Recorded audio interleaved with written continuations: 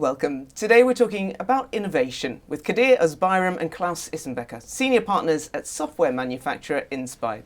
Now, with core competencies in enterprise architecture and transformation management, Inspire was named a top 100 innovator in Germany recently. So let's find out why. Welcome to you both. Firstly, Thank you. What makes a top 100 innovator in Germany? So that's a secret, we can't tell you. No, I think there are multiple aspects of being a top innovator in Germany. We survived the question of 160 questions. I think that's not what you're interested in. I think from our perspective, what makes the key difference, and because we're here to share a couple of best practices today, is the first thing is really the overall setup. It is really the vision you have as, entrepreneurs and looking forward, where you want to go. So the visionary approach you are taking. So that I think is a very key thing. And you need to set up an environment where the team, which is very important and essential to be innovative as well, to enforce creativity. Of course, it's a little bit tricky when you have a purely home office environment that completely virtual is set up, but I think those are the first two important things you need to do. The third thing is again in alignment with the vision and the goal you want to do, because as a technology manufacturer, you want to be ahead of the curve. So that means everything you do needs to be better and you need to have that competitive advantage. Otherwise, what's the point? But just having an idea and being, innovative, and for us, innovation is coming basically from inspiration, which is coming then from a spiritual perspective, right? It's the spirit, the inspiration, and then the innovation.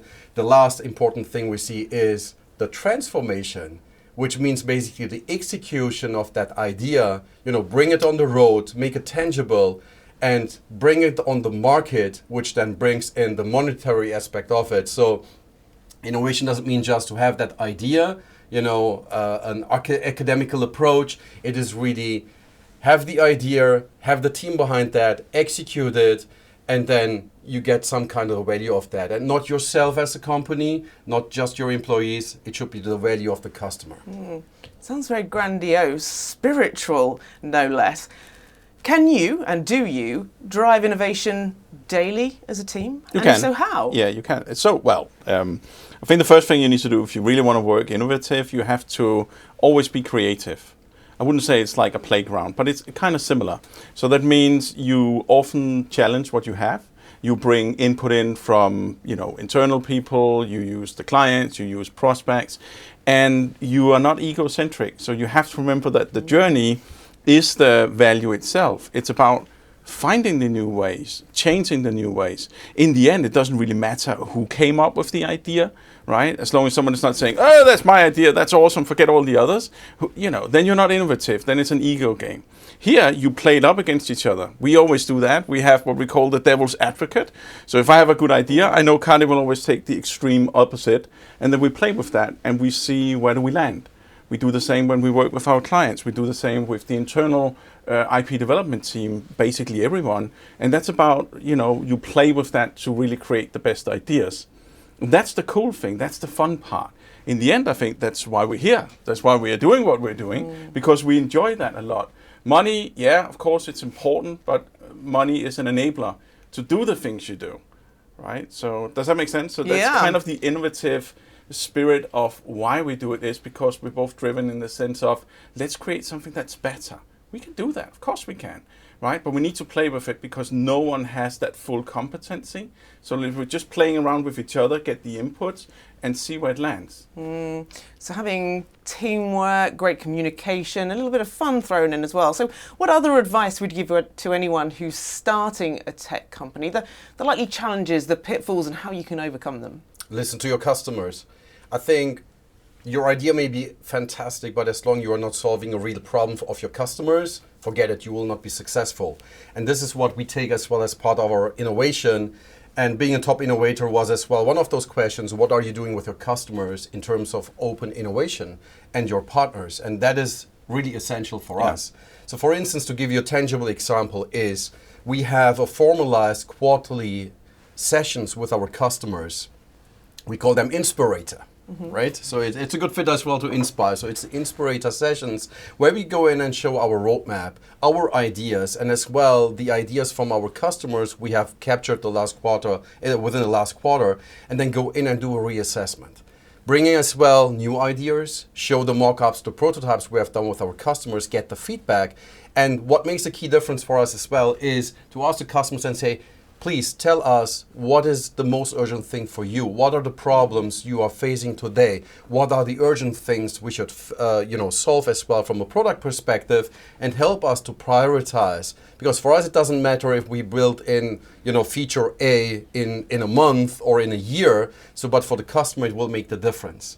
And then we have selected customers where we go much, much deeper. Lexmark is a good example. What they do, they have created the digital twin of their enterprise together with our applications. And as part of that engagement, they have leveraged then the IP they have generated and our products to the next level, creating a new set of solutions which they can now provide to their customers. So, and this is exactly what we're looking for. And I think this is really innovation. What they're doing is just cutting edge. It's completely next level. And we're just happy to be part of that. So in that case, we are enabling customers to create new solutions, new proposals, to their customers on the market, which makes us very, very proud.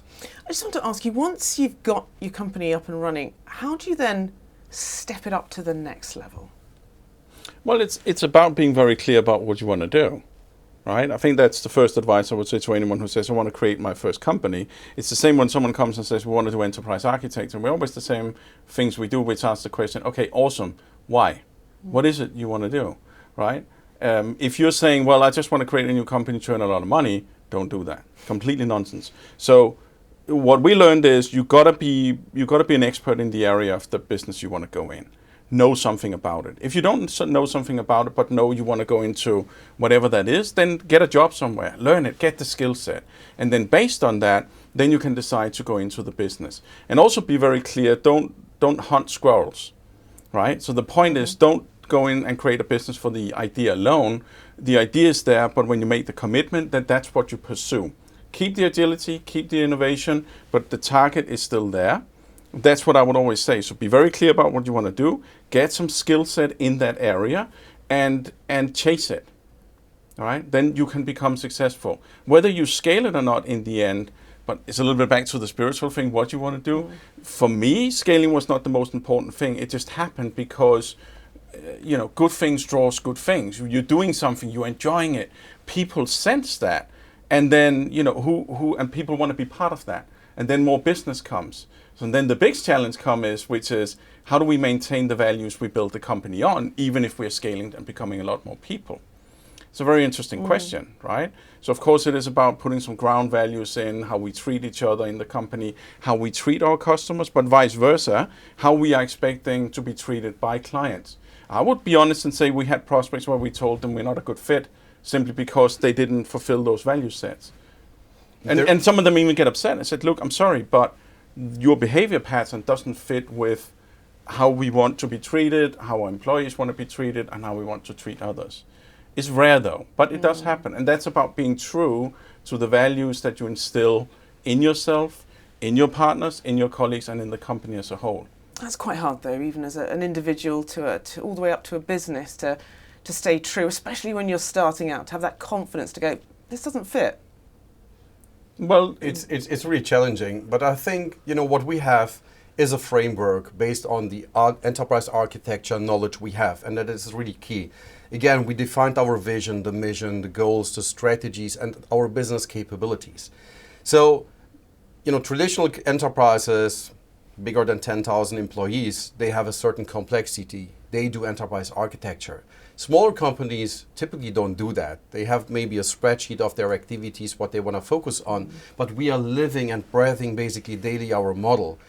And the trick here, and that's basically the part of the secret sauce, and we want to share here, is exactly to apply those principles, this framework on your business, so you can always see what's my strategy. And when we're talking about our goals and strategies, of course we define it by the beginning of the year, but it's an agile process behind that, because there are so many drivers, the market is changing, suddenly you have a pandemic, dependency, something is going on. So you need to constantly change and adapt and adjust as you're going forward. And, steering the company, including the employees you have, that all needs to be in harmony. So the traditional triage of the people, process, and technology. I would add just the information and the data as part of that. So we have really those 4 legs of the table. So that's always you need to have an eye on and measure those KPIs and push that forward.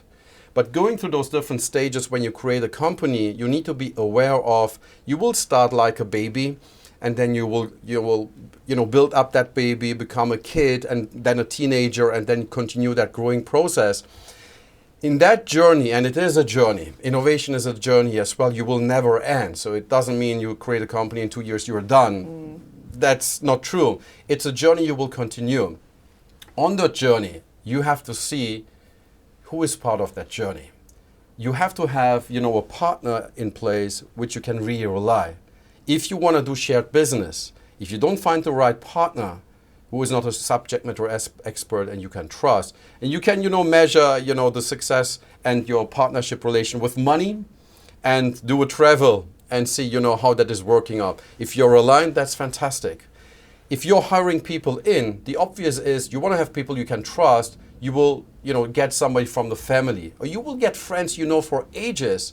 Trust me. Don't do that. That doesn't work. Don't do that. Suddenly they will leave you Speaking behind. from experience. Don't do that. That's completely experience.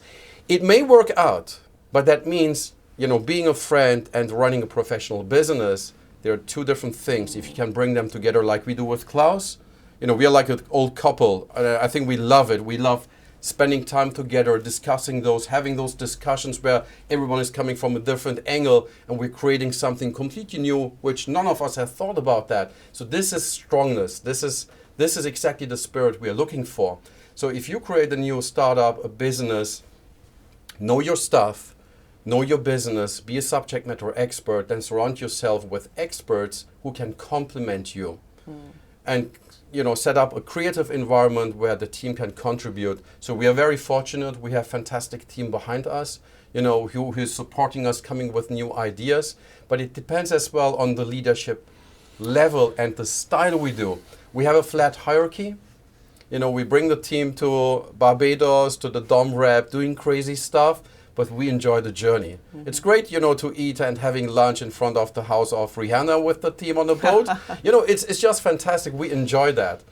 It's not just maximizing the money. It is something to give back to the team, to the community. She could have come out and said hi. But that's a different She wasn't there, unfortunately. Next time. Yeah, there we have it. If she had been there, she could have come out. I mean, you talk a lot about the process, and I'm glad you mentioned about innovation being a process, a journey, because that's exactly what it is, isn't it? It doesn't end. There's no end point to it. So then where do you see yourselves in 4 or 5 years' time as a company? I think we're still pursuing according to the original values, which means we will still go ahead and innovate. You will see new things coming out of Inspire that's not on the market today. You will see new crazy ideas. Probably because of that, we'll probably have grown. I think that's just a natural thing of that. How else we will come? It's a good question. I think it's one of the things as well you got to realize when you build a business is you don't have the end result, at the end. You have a vision, but how you actually end up as the business, you can't predict that. And you need to make that acceptable in your head and in your business partner's head, because it's the journey itself that brings you there. Don't stick too much about some pre-idea that we will end up here with 100 employees and we will drive Porsches and I'll do all of this crazy nonsense, right? In the end, it's about have an idea, but always be agile and use the innovation to bring you where the journey takes you. Where will we be? I don't know. What it looks like at the moment is we will grow. We will have new cool things coming out because a lot of things are going on in IP development. We have an awesome team. Probably there'll be even more. I don't know, but I can guarantee you we will be in a happy place because we pursue what we truly spiritually and personality-wise believe in. Wonderful. Thank you so much, Klaus and Kadir. Thank you. Pleasure.